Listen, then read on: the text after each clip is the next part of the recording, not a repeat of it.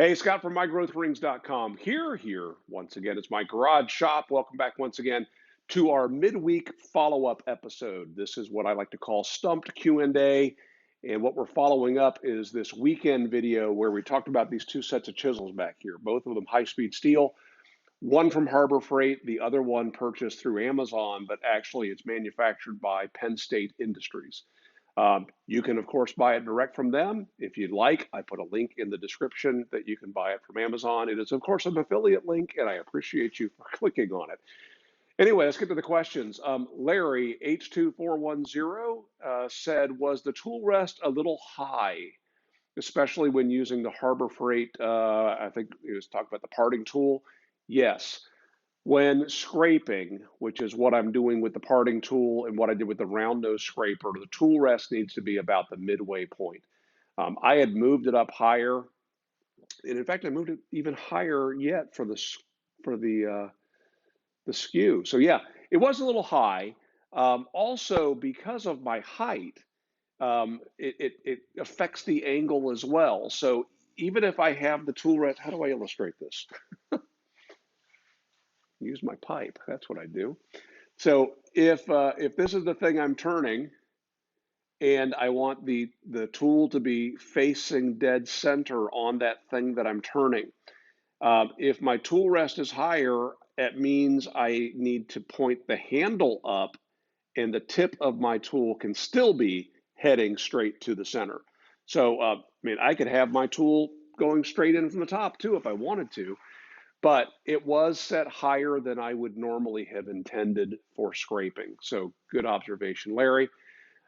Greg, aka the Tunnel Take, you should check out his channel if you're a pipe smoker, says, love turning, and it's the most action with the least effort. I absolutely agree. It's a lot of fun. And he says, I see what you mean by having to raise the machine, raise the leg. We had a previous conversation about that. The Mark V is a compromise, as that spindle on that headstock there is at the height that that spindle is, period. So for some people, that means the table saw is high. And for lathe turning, it might be low. Now, we'll get to that here in just a bit because there were several questions about that. GWYD13 asked, is that Dingus that you're using for touching up the edge? Yes, let's talk about the Dingus. And that was a really popular question, by the way. We had Philip and Jeff and several other people asked about the Dingus. So let's just take it off here. What this is just a standard 3 3/4 inch face plate that you could purchase from Shopsmith. It's got a 5/8 inch through hole and a set screw, and that's mounted on a piece of hardwood. And then onto that, I have mounted some silicon carbide sandpaper. The grit of this, I think, is 220, 300, something like that. It's relatively fine. I use that just for touching up. I don't use this for grinding, and that actually will address a question somebody had about, do I cover the way tubes to protect them? If I were grinding using my large disc sander, then I would either have that large disc sander inside of the lower saw guard, or I would cover the bed with, usually use a piece of plywood. We'll get to that here in just a second. Bill, that was Ellis. Ellis had the question: do you cover the tubes when I'm grinding? Bill commented that he uses a piece of the box that his Shopsmith came in when he purchased it in 1982. That's awesome. Nurk88 says that he has one of the old Shopsmith rubber bonded abrasive wheels. There were two generations of that. One of those was introduced back, I think, in the 1950s. And it's a really interesting abrasive wheel. It's a rubber wheel that has inside of that a bunch of abrasives. And it's very, very fine grit. And it's great for honing. Shopsmith, back when Shopsmith was made by Magna, they introduced that product. And then as liability concerns came up, because people were accidentally, because they didn't know better, putting the tip of their tool against the spinning disc. Disc is spinning this way, and they're laying the tool on top of it. Very dangerous. You use it for honing. You use it on the bottom side of the tool. And so it went off the market until Shopsmith back in the 1980s introduced a grinding wheel guard. And with that, they felt that it was safe then. There's a tool rest on it. There's some guidance of how to use it. And it came back. Now I think it's gone again. But they're available at places, and they're worth getting. And at some point, we'll probably play with one of those. Buttwheat 75 said, nothing like a good catch to wake you up. You ain't kidding.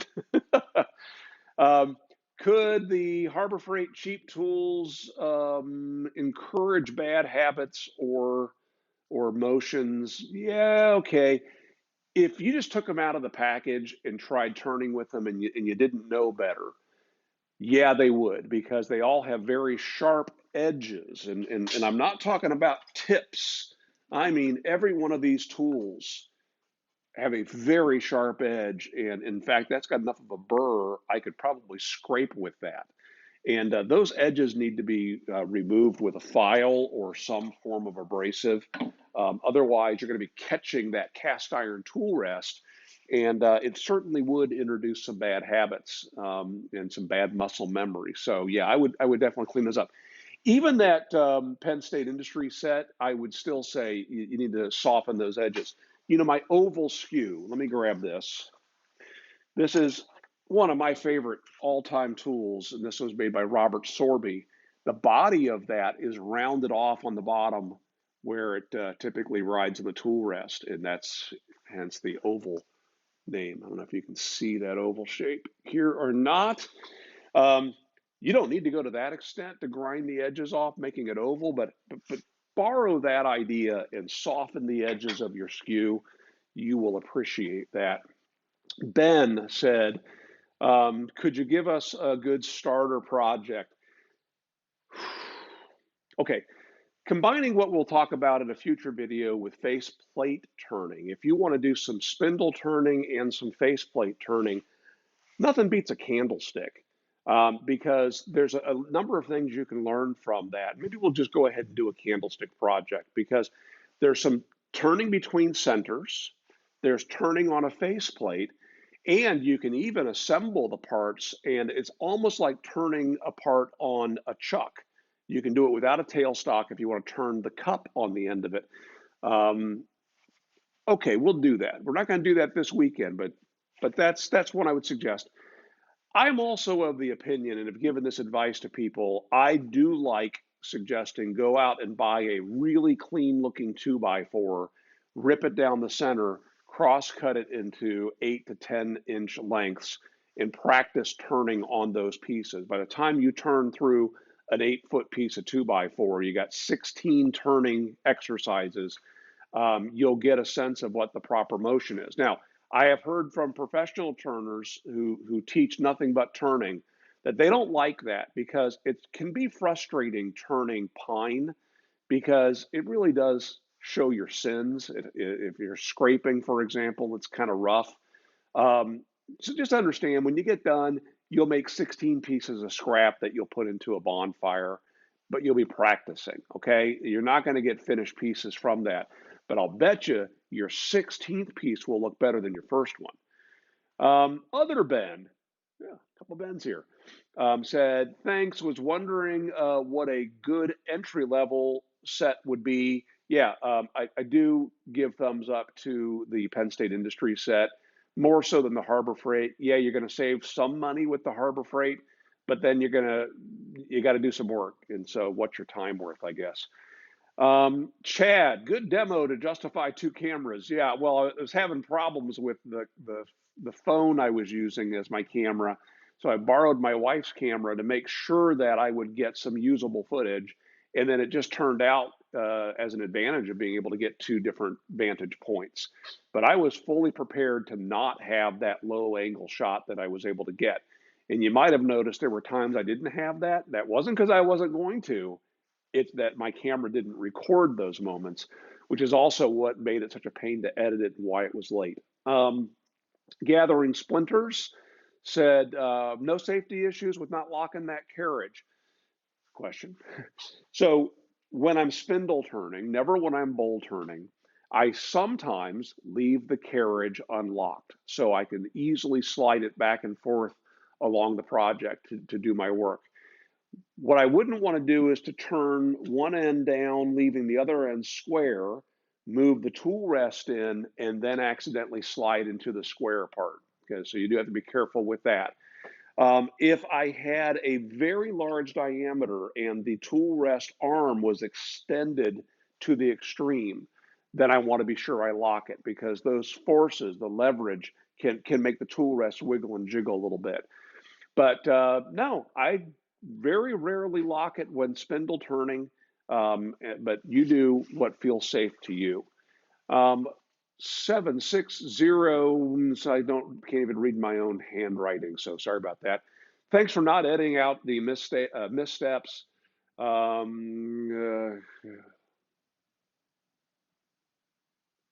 really don't know how to write. Yeah, okay. The skew lets you know when you have violated the basic rules. Yes, it does. And trust me, I had put an edit cut at the beginning and the end of that catch, and I really debated deleting it because that's embarrassing. I mean, and it was not even a minute after I said something about having to watch that and doing the ABC, and then what do? I don't anchor it, I don't rub the bevel, I just go right in with the tip. It was purely a mishap, an error, and it can happen to anybody. So you really got to be careful. One thing I didn't talk about is I didn't talk about your hand placement, because that video wasn't intended to be a tutorial on how to turn.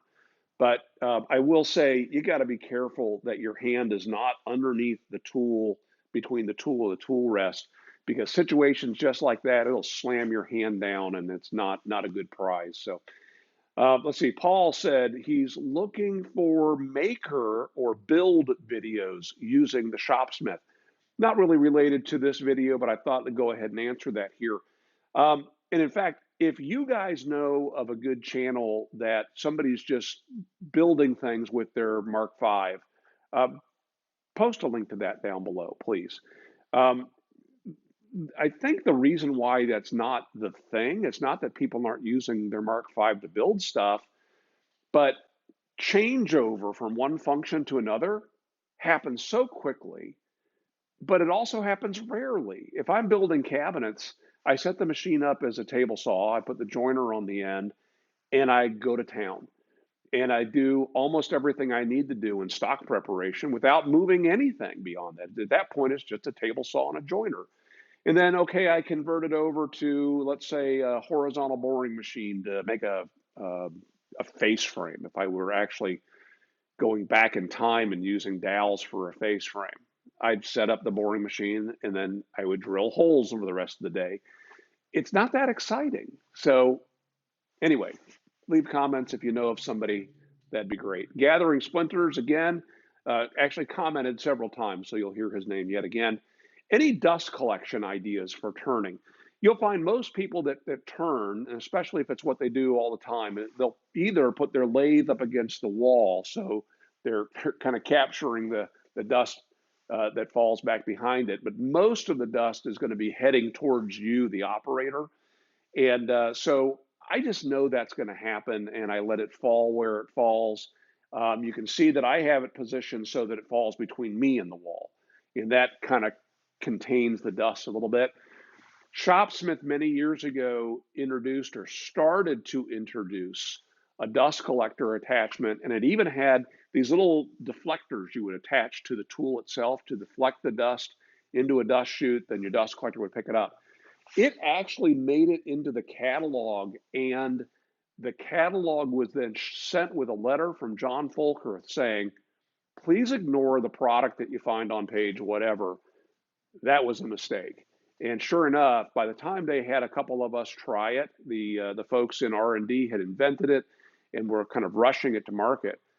It was not good. And so to Shopsmith's credit, it was never put into full production. So just lathes throw chips around.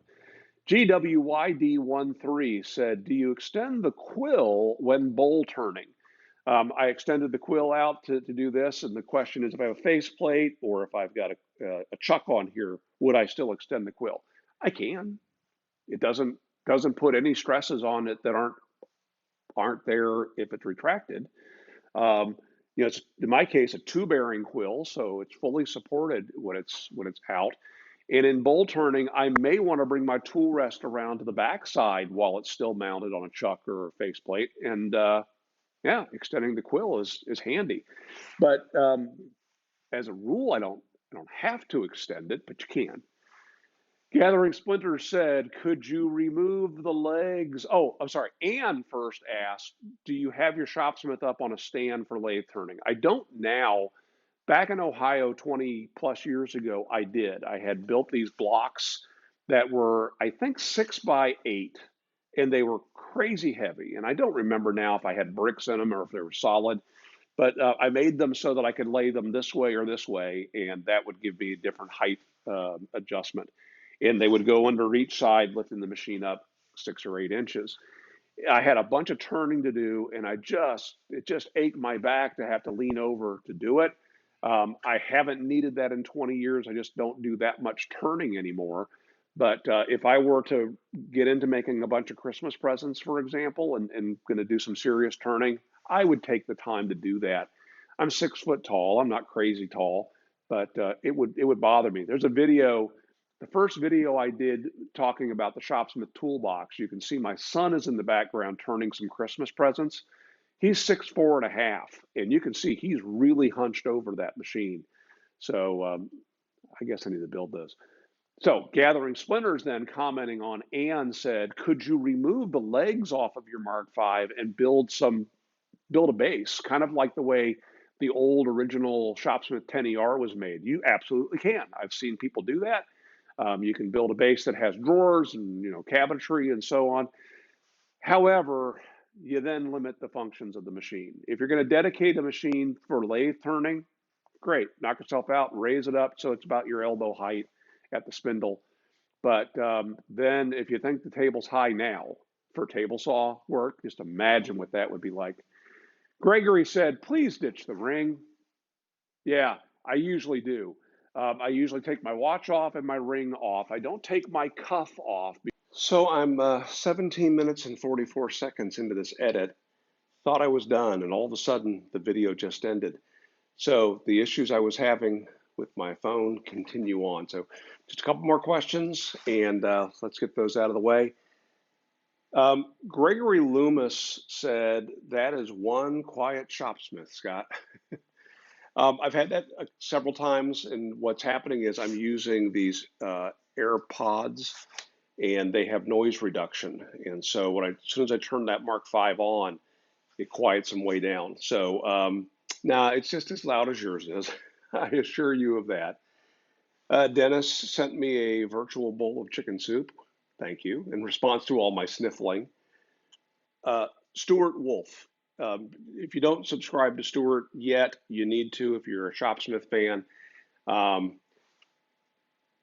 little bit of a controversy because he thought I was calling him out and made him embarrassed to have to go out to his shop and shoot a video.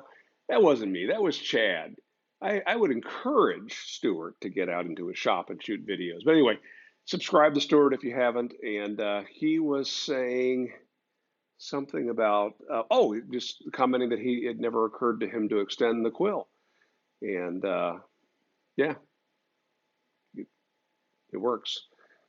John said, if you go back and watch your video, John did a play-by-play of what I did wrong with my skew. He's absolutely right. And yeah, I would recommend if you didn't see that, go back and watch that video and read the comments. I will say one more time, and I'm not pandering, I have the best viewers, and you guys leave excellent comments and questions, as this video clearly shows. Dave said, makes me feel good that I'm not the only one that scrapes a piece now and then. Yeah, especially if you're talking about a hardwood like that blank was made of maple, nice and hard, it's not going to tear. Most important thing though is you better be sure you've got a good burr on the end of that tool. It's funny because it used to be years ago when I was learning to turn, the whole process of sharpening your scrapers is after you touched up the face and got the shape just right, the last thing you would do is knock the burr off. So you'd have a nice sharp edge. It turns out the burr is what does all the work. So, all right, that's it. I want to tell you I appreciate you watching once again. Thank you for the questions and comments. This weekend, we're going to do something different. We're going to go back onto the bandsaw and do something I've been looking forward to trying. I'm going to leave it at that. So, hope to see you then. Make it a great week.